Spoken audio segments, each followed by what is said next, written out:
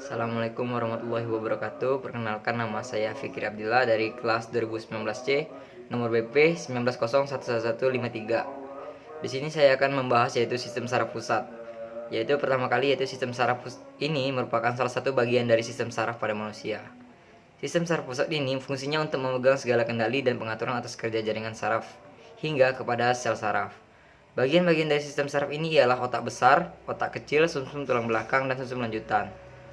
Pada sistem saraf pusat ini juga terdapat sebuah jembatan farol yang telah tersusun atas serabut saraf yang dapat menghubungkan antara otak kecil bagian kiri dengan otak kecil bagian kanan dan menghubungkan antara otak besar dengan sumsum tulang belakang. Jembatan farol ini akan menghantarkan rangsangan di antara kedua bagian yang saling dihubungkan tersebut. Pada bagian otak dan sumsum yang merupakan penyusun sistem saraf pusat terdapat suatu lapisan yang menyelubungi. Lapisan tersebut disebut dengan lapisan meninges. Lapisan ini terdiri atas beberapa bagian, yaitu yang pertama durameter, yaitu selaput yang terletak pada bagian paling luar dari otak dan melekat pada bagian tengkorak bagian dalam. Yang kedua yaitu arachnoid, lapisan yang berbentuk seperti sarang laba-laba yang menyelubungi bagian otak dan sumsum. Yang ketiga yaitu piameter, lapisan yang terdapat pada bagian dalam lapisan meninges. Lapisan ini merupakan bagian yang sangat tipis dan mengandung banyak sel darah merah. Yang keempat yaitu ruang subarakonoid, ruangan yang berisi cairan yang berguna untuk melindungi otak. Cairan tersebut sebagai cairan cerebrospinal yang nantinya akan melindungi sistem saraf pusat dari goncangan dan bisa menyerasikan semua tekanan otak. Bagian-bagian sistem saraf pada manusia mempunyai fungsi yang berbeda-beda, namun tetap saling melengkapi. Berikut ini bagian-bagian yang menyusun sistem saraf pusat manusia beserta kegunaannya atau fungsinya. Yaitu yang pertama yaitu otak besar. Otak besar ini merupakan bagian dari sistem saraf yang mengandung cairan cerebrospinal yang berada di sekelilingnya yang berguna untuk memberikan makanan otak dan dapat melindunginya dari goncangan. Di dalam otak besar juga terdapat banyak pembuluh darah yang dapat berguna untuk memasok oksigen. Yang kedua yaitu otak kecil. Pada bagian ini berfungsi sebagai saraf pusat koordinasi gerakan antara otot yang terjadi secara sadar, seimbang dan posisi tubuh. Dengan kata lain, otak kecil ialah pusat keseimbangan tubuh. Yang ketiga yaitu sumsum tulang belakang. Pada bagian ini berfungsi sebagai saraf gerak refleks, sebab di dalam sumsum tulang belakang terdapat saraf sensorik, motorik, dan saraf penghubung. Fungsi saraf tersebut ialah sebagai penghantar impuls dari ke otak. Yang ketiga yaitu sumsum lanjutan. Bagian ini berfungsi untuk mengatur suhu tubuh, pengendali mutah, dan pengatur beberapa gerakan refleks seperti batuk, bersin, dan berkedip. Dan selain itu juga, sumsum ini berfungsi untuk pusat pernapasan. Adapun pengertian dari sistem saraf pusat.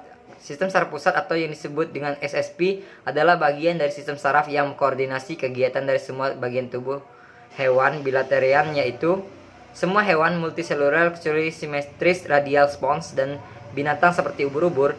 Pada vertebrata, sistem saraf pusat yang ditutupi dalam meninges. Ini berisi sebagian besar sistem saraf dan terdiri dari otak dan sumsum tulang belakang. Bersama-sama dengan sistem saraf perifer memiliki peran fundamental dalam kontrol perilaku. SSP adalah yang tergantung dalam dorsal rongga dengan otak di dalam rongga tengkorak dan tulang belakang di rongga tulang belakang. Otak dilindungi oleh tengkorak, sedangkan sumsum tulang belakang dilindungi oleh tulang belakang. Adapun fungsi SSP meliputi otak dan sumsum tulang belakang. Keduanya merupakan organ yang sangat lunak.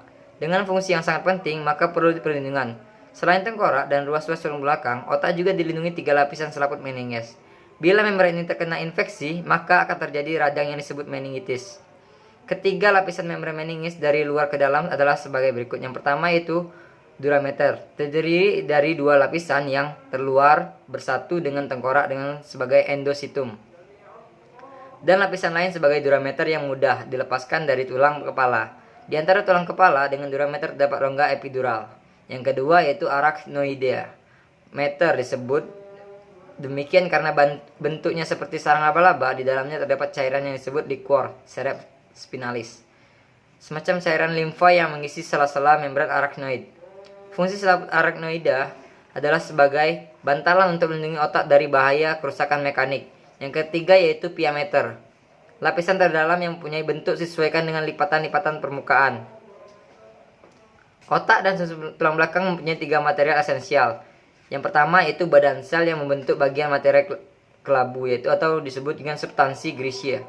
Serabut saraf yang membentuk bagian materi putih itu substansi alba yang kedua.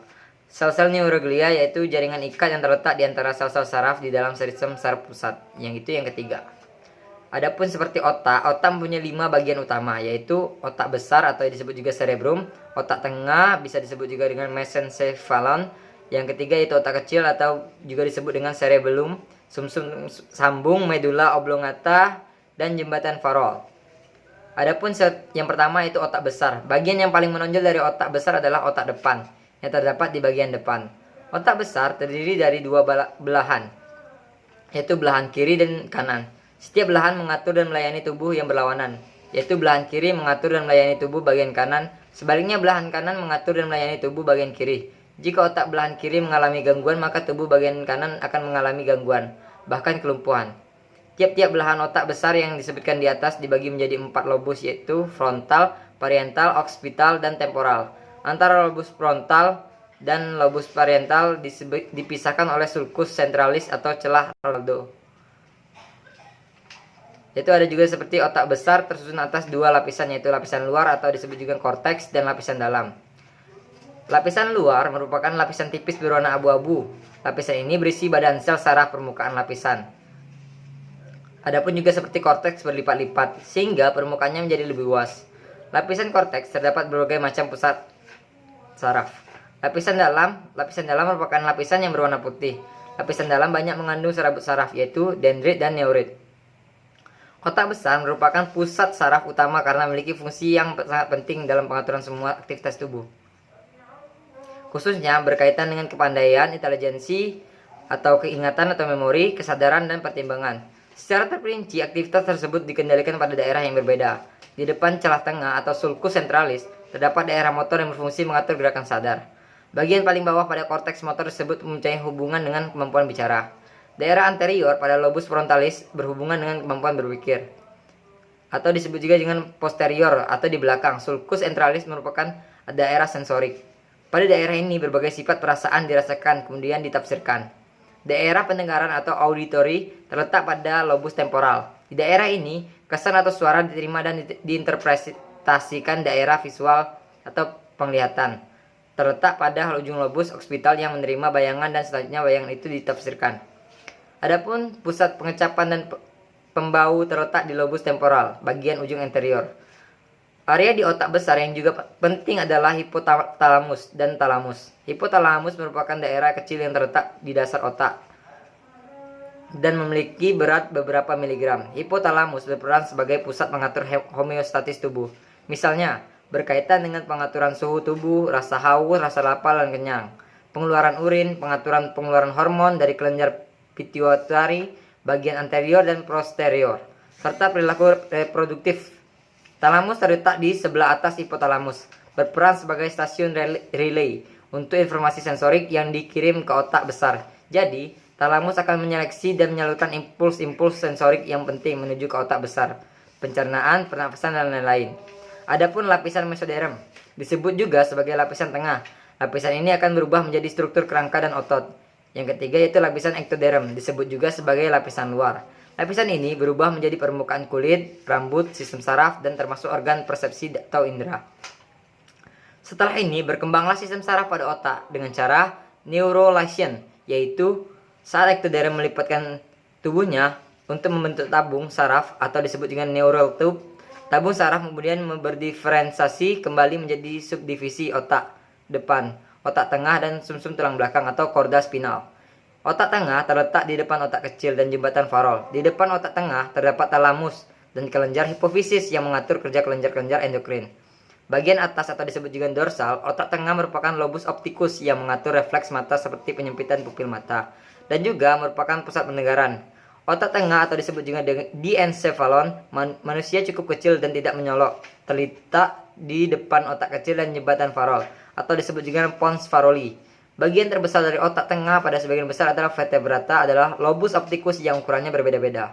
Pada mamalia atau termasuk manusia terdapat corpora quadragemina atau disebut juga dengan sebagai lobus opticus pada vertebrata tingkatan rendah yang berfungsi membantu koordinasi gerak mata.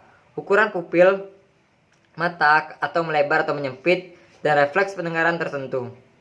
Selain itu, otak tengah mengandung pusat-pusat yang mengendalikan keseimbangan dan serabut saraf yang menghubungkan bagian otak belakang dengan bagian otak depan.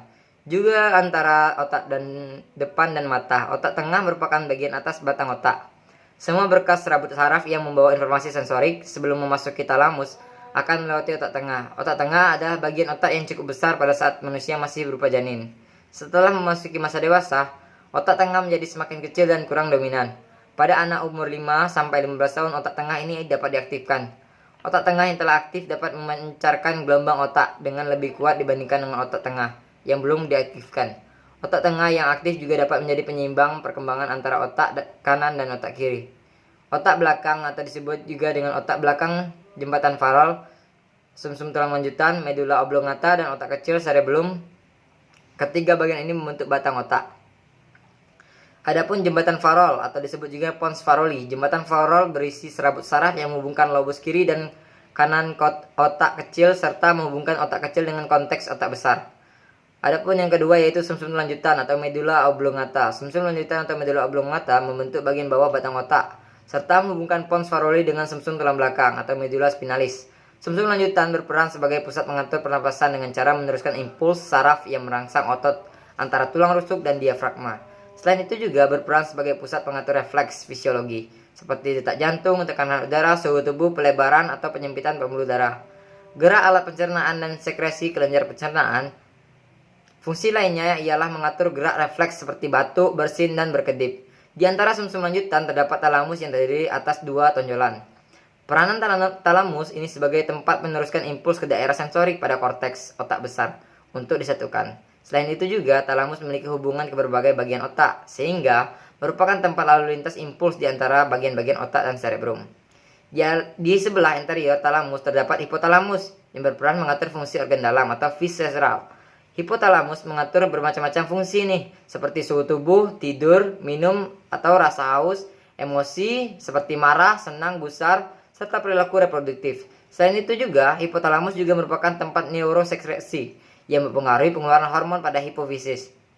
Adapun yang ketiga yaitu otak kecil nih. Otak kecil adalah disebut juga dengan cerebellum, merupakan bagian terbesar otak belakang. Otak kecil ini terletak di bawah lobus occipital, cerebrum. Otak kecil terdiri atas 2 belahan dan permukaannya berlekuk-lekuk. Fungsi otak kecil adalah untuk mengatur sikap atau posisi tubuh, keseimbangan dan koordinasi gerakan otot yang terjadi secara sadar. Jika terjadi cedera pada otak kecil dapat mengakibatkan gangguan pada sikap dan koordinasi gerak otot. Gerakan menjadi tidak terkoordinasi, misalnya orang tersebut tidak mampu memasukkan makanan ke dalam mulutnya. Di dalam otak kecil ada juga terdapat sumsum tulang belakang, yaitu juga disebut medula spinalis. Pada penampang pelintang sumsum tulang belakang, tampak bagian luar berwarna putih, sedangkan bagian dalam berbentuk kupu-kupu dan berwarna kelabu. Pada penampang melintang sumsum tulang belakang ada bagian seperti sayap yang terbagi atas. Sayap atas disebut tanduk dorsal dan sayap bawah disebut tanduk ventral. Impuls sensorik dari reseptor diantar masuk ke sumsum tulang belakang melalui tanduk dorsal dan impuls motor keluar dari sumsum tulang belakang melalui tanduk ventral menuju efektor. Pada tanduk dorsal terdapat badan sel saraf penghubung atau disebut asosiasi konektor yang akan menerima impuls dari sel saraf sensorik dan akan menghantarkannya ke saraf motorik. Pada bagian putih terdapat serabut saraf nih, asosiasi. Kumpulan serabut saraf membentuk saraf atau disebut juga urut saraf. Urat saraf yang membawa impuls ke otak merupakan saluran ascendant dan yang membawa impuls yang berupa perintah dari otak merupakan saluran descendant. Demikianlah penjelasan dari saya. Wabillahi taufiq wal hidayah. Wassalamualaikum warahmatullahi wabarakatuh.